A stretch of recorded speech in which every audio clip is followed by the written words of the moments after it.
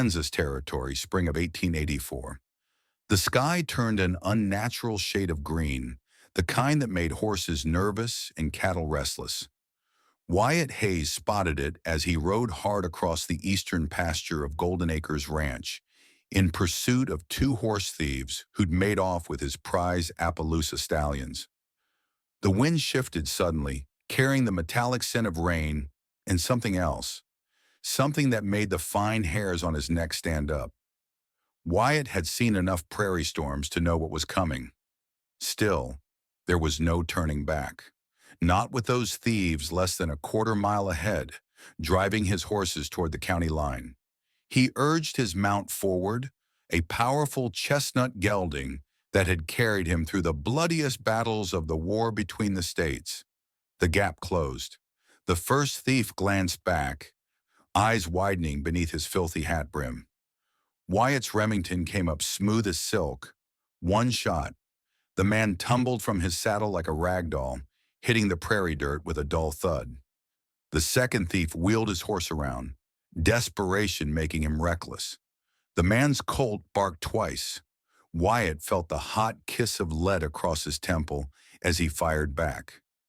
His vision blurred, blood streaming into his right eye. As consciousness began to slip away, the sky above him ripped open.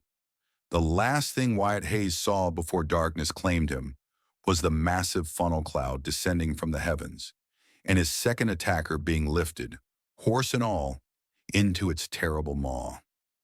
10 miles south, Sarah Crane stood on her rickety porch watching that same sky curdle. 3 years a widow, with nothing but 20 acres of struggling farmland and a mountain of debt to show for it. Her husband James had left to fight Comanche raiders and returned in a pine box. The locals said she ought to sell out, find herself another husband. Sarah had other ideas. The first gust of wind nearly took her door off its hinges. Her small herd of cattle bellowed in terror as debris began to fly. The storm was coming straight for her land. "Damn it all to hell," she muttered, grabbing her father's old shotgun and racing toward the barn. If she lost those cattle, she'd lose everything. She managed to herd the terrified animals into the shelter of the stone barn, just as the roar of the approaching tornado grew deafening. As she secured the heavy door, something caught her eye. Movement along her north fence line. Sarah squinted through the flying dirt and grass. A horse. No, a man, slumped against her fence, blood darkening the side of his face.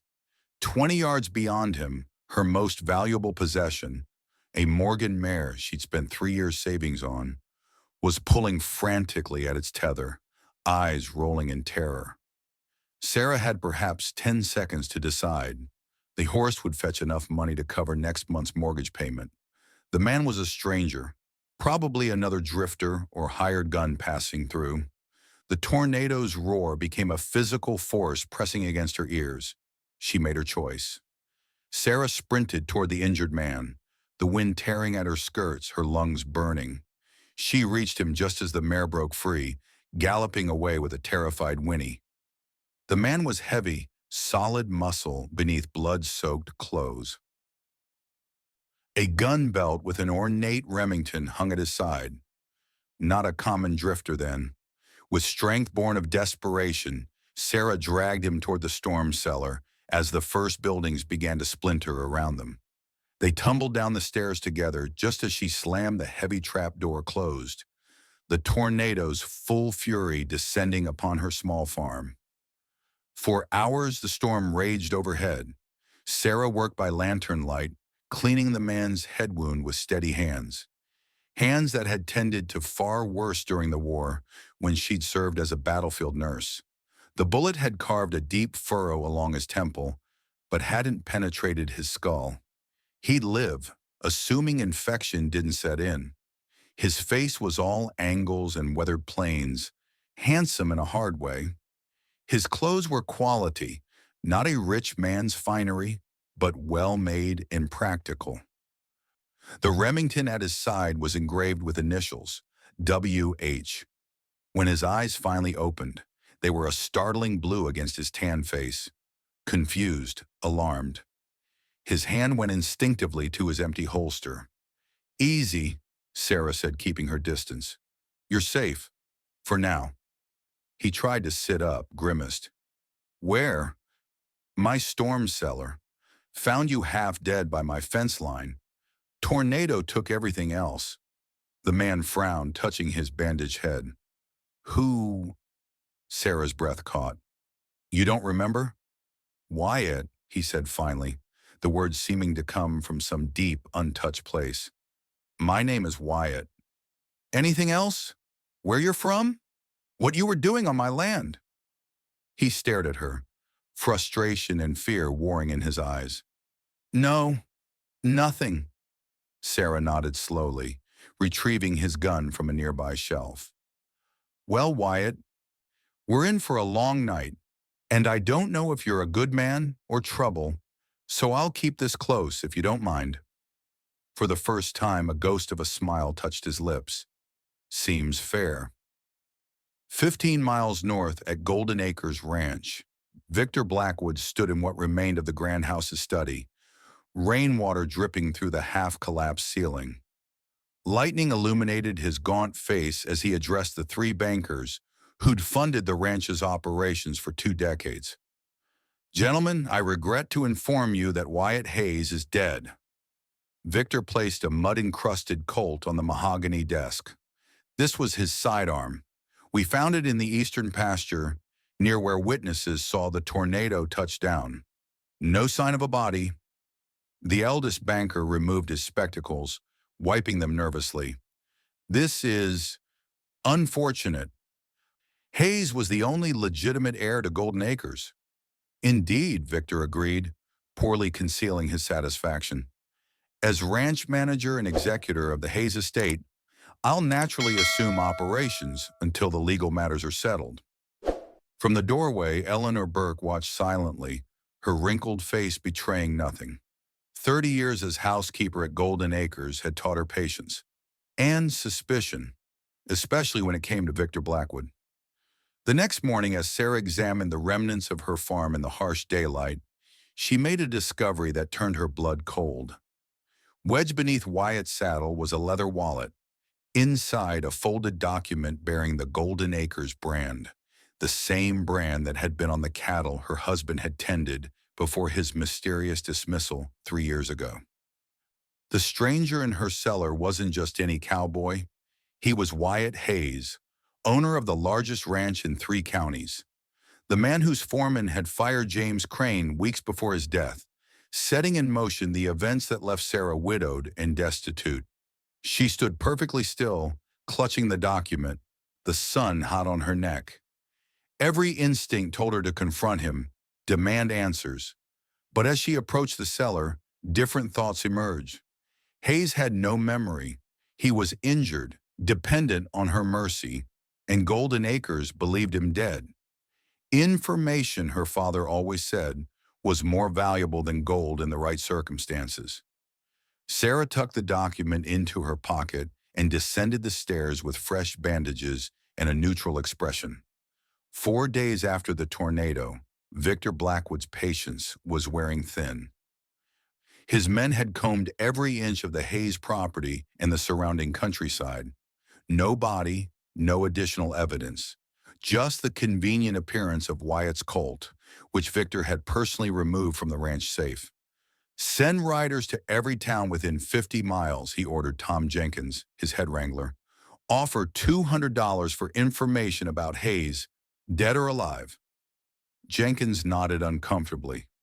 "What about the ranch hands asking questions? They're loyal to Hayes." Victor's smile didn't reach his eyes. "Fire any who cause trouble. The rest will fall in line when they see their choices." On the 7th day, 4 armed men rode onto Sarah's property. She watched them approach from behind her half-repaired chicken coop, Wyatt's Remington hidden in the folds of her skirt.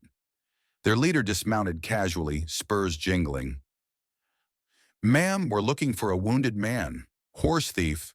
Might have sought shelter hereabouts during the storm." Sarah's face revealed nothing. "Haven't seen anyone. Storm took my barn and half my livestock.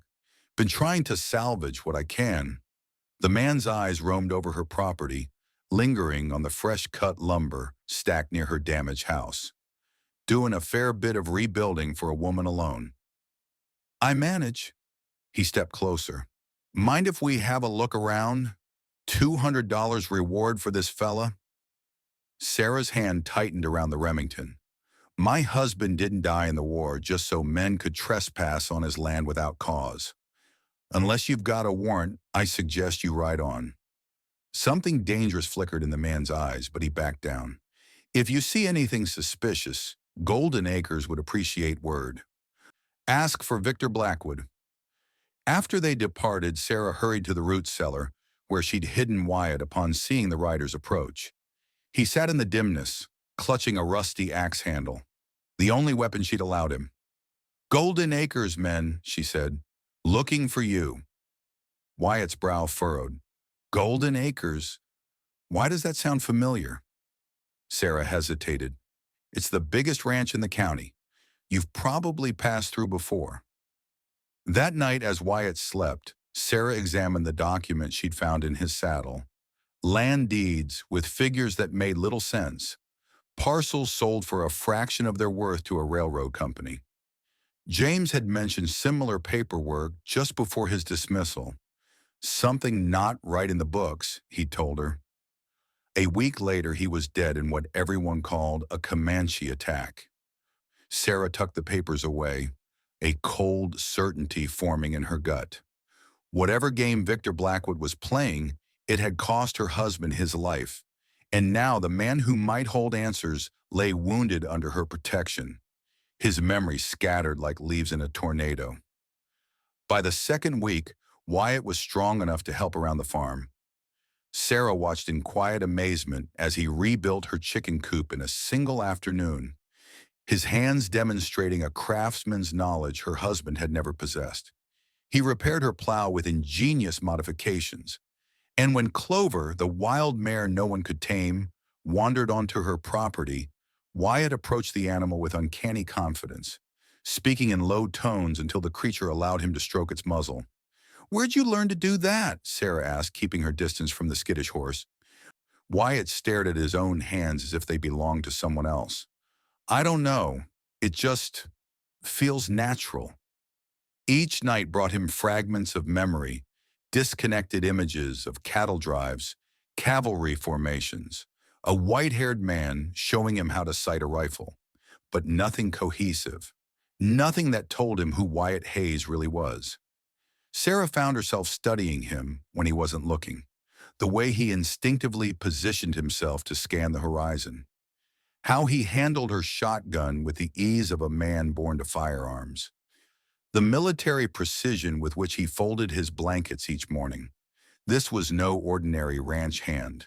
This was a man of education and authority, accustomed to command. The third week brought Tom Wilkins to Sarah's door. Unlike Blackwood's men, Wilkins came alone, his weathered face anxious beneath his worn hat. He'd been Golden Acres stable master for 20 years and had known James Crane well. Mrs. Crane, he began nervously, I need to know if you've seen or heard anything about Wyatt Hayes. Sarah's hand went to the shotgun propped beside her door. Why would I know anything about the man who owned the ranch that fired my husband? Wilkins removed his hat. Because Hayes wasn't the one who fired James. It was Victor Blackwood, and James was asking dangerous questions before he died. Sarah's composure faltered. What questions? About missing money, about land sales Hayes never authorized. Wilkins glanced over his shoulder. Victor's been skimming for years, but lately it's gotten worse. He's selling parcels to the railroad without Hayes's knowledge. And you're telling me this why? Because Hayes is a good man. Army captain during the war, decorated twice, treats his men fair, pays better than most. And if he's alive, he needs to know Victor's planning to take everything. From the shadows of the barn, Wyatt listened, each word striking like flint against steel in his mind. Captain, Army, Hayes, Golden Acres. Memories rushed back, not all but enough. The white-haired man was his father. The cattle drives were his own. And Victor Blackwood was his father's former bodyguard, appointed ranch manager only because young Wyatt had been away at war when his father died.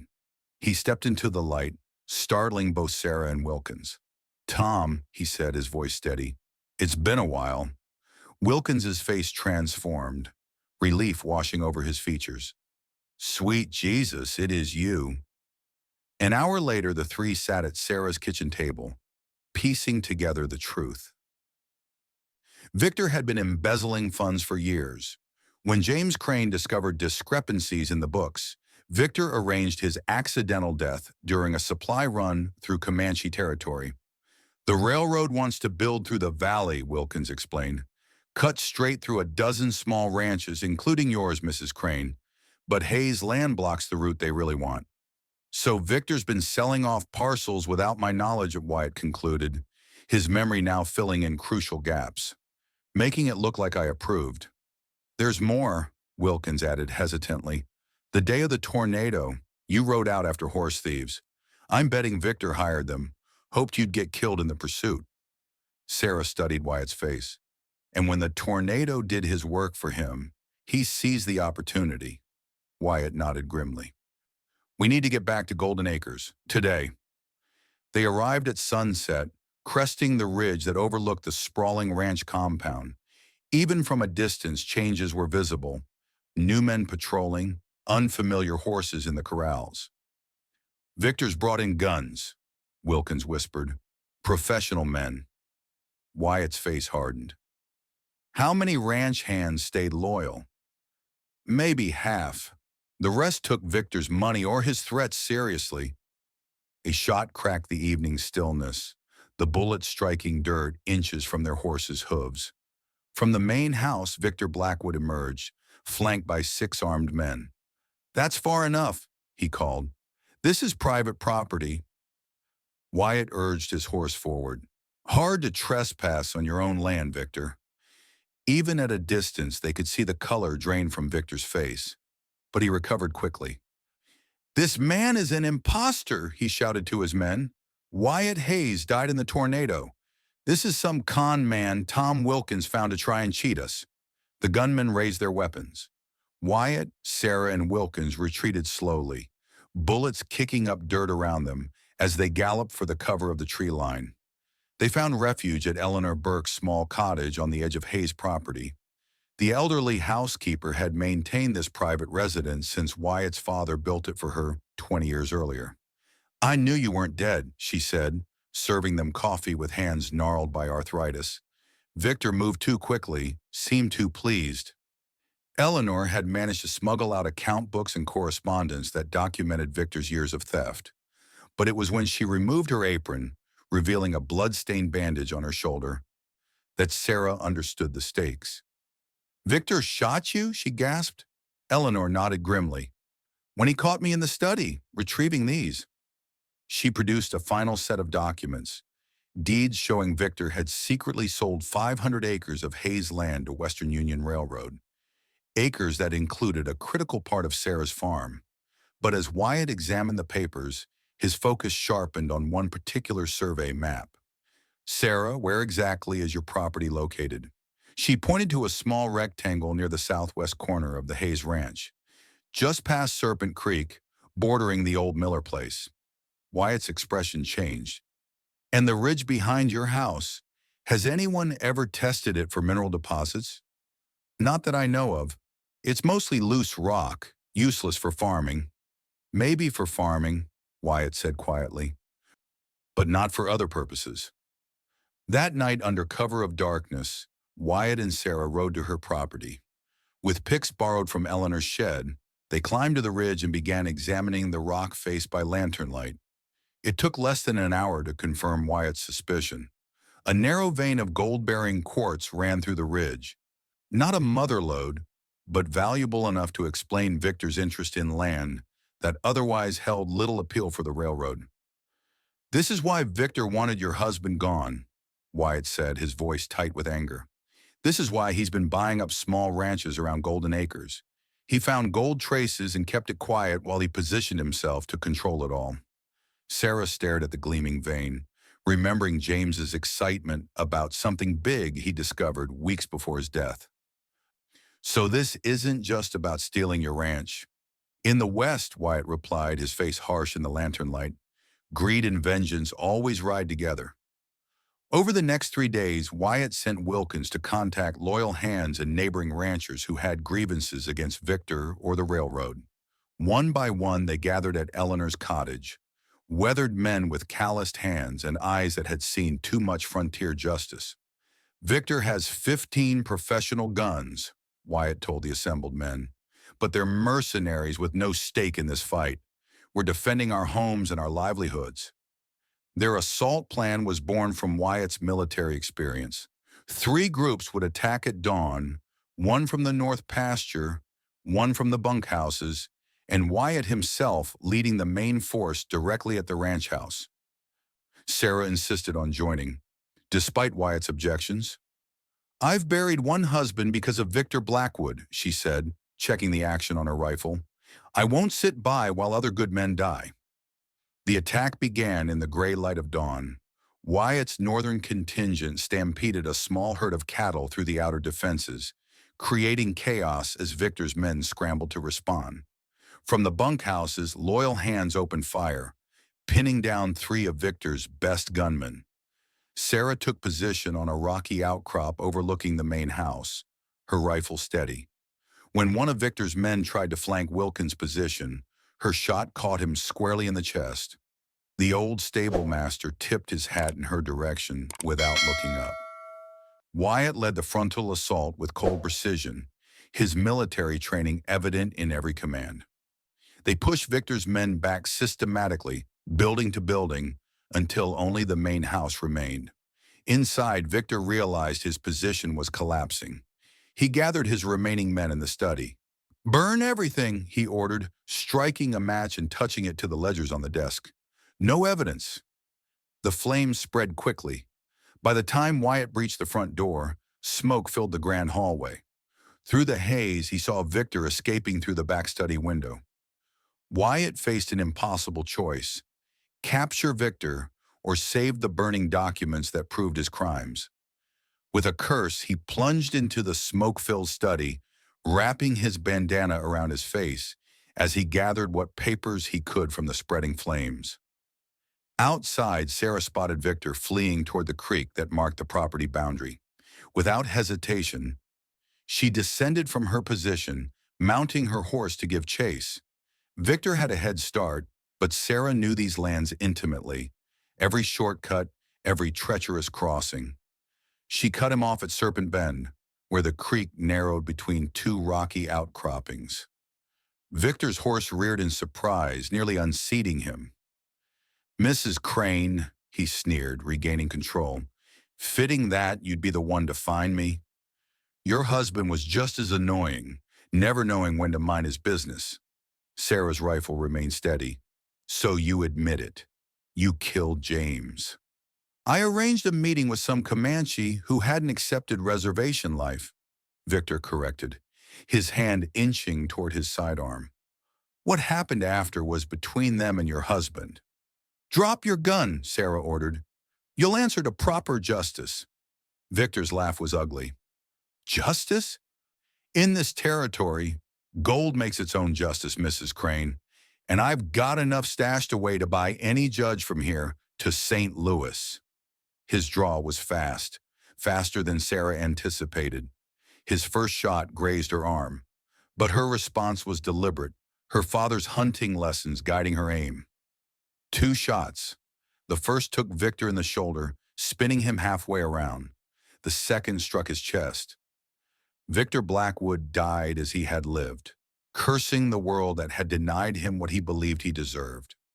The county court convened 2 weeks later in a special session. With the evidence salvaged from the fire and testimony from Eleanor and Wilkins, the full extent of Victor's crimes became clear. Not only had he embezzled thousands from Golden Acres, but he had also orchestrated James Crane's murder and planned to sell critical watershed lands to the railroad. lands that a dozen small ranchers depended on for survival. The judge restored full control of Golden Acres to Wyatt Hayes and invalidated all unauthorized land sales. But Wyatt wasn't satisfied with merely reclaiming what was his. "The railroad still wants access through our valley," he told the assembled ranchers after the verdict. "They've offered to negotiate a new route, one that respects existing properties and pays fair compensation for any land required." A skeptical rancher spoke up. "And you believe them? After what they tried with Victor?" "I believe in contracts written in plain language, witnessed by every man here," Wyatt replied. "And I believe in backing our position with the only thing big money respects, unified opposition." Using his influence and resources, Wyatt established the Riverdale Ranchers Association, with every small operator given equal vote regardless of acreage. Together, they negotiated terms that brought the railroad through their valley while preserving their way of life. For Sarah, the discovery of gold on her modest ridge proved transformative. Though the deposit was small, it yielded enough for her to clear her debts and expand her operations. She declined Wyatt's offer to buy her land for 10 times its agricultural value. "I buried too much of myself in this soil to sell it," she told him as they stood on her newly repaired porch. "Even to you." Wyatt nodded, understanding in his eyes. "And Golden Acres? Will you at least consider my proposal to combine our herds for the spring drive? Your Morgan bloodlines would strengthen my stock considerably." Sarah smiled, the first genuine smile she'd shown in years. "I'll consider it. As a business arrangement between equals. I wouldn't have it any other way." 6 months after the tornado that changed their lives, Wyatt and Sarah rode together along the boundary between their properties. Golden Acres fences had been moved back 50 yards, a gift from Wyatt that gave Sarah's cattle access to the clear spring that fed both their lands. They reined in atop the ridge where gold had been discovered, now carefully mined and nearly depleted. Below them stretched the valley, green with new growth, small ranches thriving alongside Golden Acres' vast operation. "Strange how fate works," Sarah mused. "A tornado brings you to my door half dead and ends with all this." Wyatt studied her profile, seeing beyond the practical exterior to the strength that had saved them both. "I've been thinking about fate lately. How one choice, your choice to save a stranger instead of your horse, changed everything." "I made the practical decision," Sarah replied, though they both knew better. "A man might recover and work. A horse is just a horse." "Is that what I am now? Labor?" Wyatt's tone was light, but his eyes held a question. Sarah turned to face him fully. "You're Wyatt Hayes, and I'm Sarah Crane. We each have our own land, our own scars, our own way of doing things. And yet here we are, riding the same boundary line." The setting sun gilded the valley before them, casting long shadows across a land that had witnessed death and rebirth. Sarah's hand found Wyatt's, their fingers intertwining briefly before separating again. "Here we are," she agreed, "each standing on our own ground, but seeing the same horizon." They rode back toward Golden Acres as dusk settled over the Kansas prairie, two riders moving in perfect synchrony, neither leading nor following. Between them hung possibilities as vast as the western sky, not just of love, but of partnership forged in fire and tempered by respect. Behind them, the last light caught the weathered sign Sarah had erected at the spot where she had found Wyatt bleeding in the dirt. It read simply, "Where the storm ended and everything else began." In the distance, thunder rolled across the plains, but this time the sound carried no threat, only the promise of rain, renewal, and the endless cycle of destruction and rebirth that defined life on America's frontier.